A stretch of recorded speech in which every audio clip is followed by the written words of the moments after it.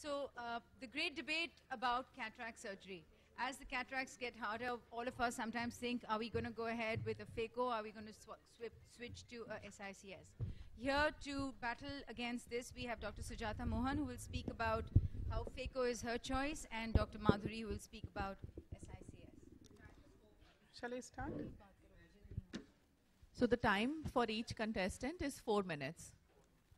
Okay, shall I start? Yes, please. Okay, good morning, everybody. At the outset, I'd like to thank Suvira for once more conducting this debate on in the WS session. I wish we had more attendees. So my topic is phaco and hard cataracts. This is a scenario today. Most of the patients who present to us in the clinic have hard cataracts, and it will be sacrilegious to do SICS or an open cataract surgery. So it's important to develop your skills to do a phaco. So the 60% of the cataracts are grade 3 and 4. Pupils are small, posterior capsule is weak. There's a large lens size. That adherent cortical capsular adhesions, a thin and deficient epinucleus, very tenacious leathery fibers, and a thin posterior capsule. So this is a challenge to the phaco surgeon. However, you have to meet the challenge. So they are difficult to crack as well. They are large nucleus. There's no cortical cushion. There's increased incidence of corneal edema, so you have to think about it. And postoperative corneal decompensation can be increased if you don't protect the endothelium, and increased incidence of PCR and nucleus drop.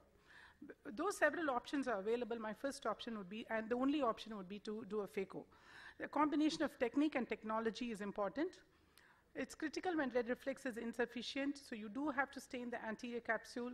It allows you to give proper visualization of the anterior capsular edge, and also try to make a very large anterior capsule like you would do in an SICS, because it gives you a mobility to the nucleus and without producing any stress on the zonules. Adequate hydrodissection is critical. Ensure good mobility of the nucleus prior to the commencement of phaco. And you have to remember that these hard cataracts can have pre-existing zonular weakness, and they can also be coexistent traumatic or pseudoexfoliation in this. So nucleus management technique, in my technique choice is a chopping technique, which is a karate or an anterior vertical chop, and using a cold phaco technology. So the combination of technique and technology is what is going to make you achieve the goal without producing any untoward side effects. So I use a Venturi machine, and preferably Stellaris. No financial interest in any of the machines that I use.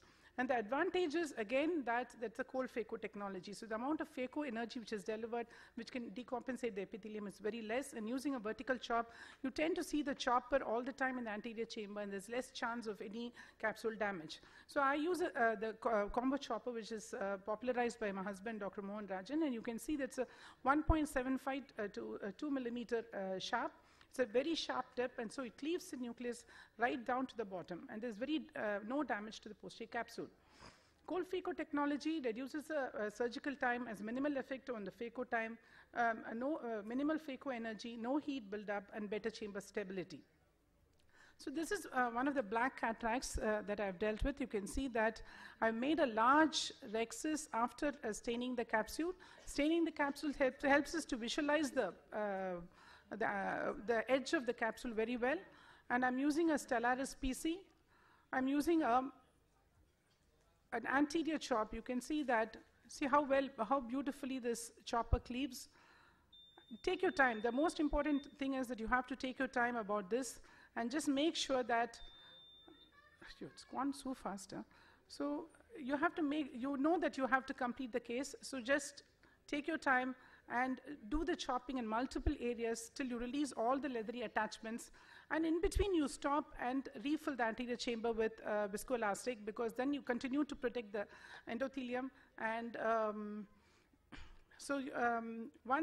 see, you can see that I'm doing that. I'm going to fast forward this. So the case is over. You can see very beautifully. I'm going to skip this cataract. Why not SICS? Chances of iridodialysis, high FEMA, difficulty in nucleus delivery, and endothelial injury. You can see the corneal edema post-SICS. You see the phaco case. This is SICS, blood in the anterior chamber, difficulty in nucleus delivery. This is very common unless you extend the incision on both sides or make a very large SICS. This is what is going to happen. And intraoperative bleeding is very common. Iris prolapse, again a complication. So with all these things happening, the SICS damages are much more than doing a phaco. And if you have proper phaco techniques and you do all the right things, the challenges with hard cataract can be easily overcome with proper mental preparation and very few simple tricks. Thank you. Thank you, Dr. Sujata. That was very well and comprehensive assessment of everything. And to debate, we'll have the next contestant, Dr. Madhuri, who will be speaking to us about SICS.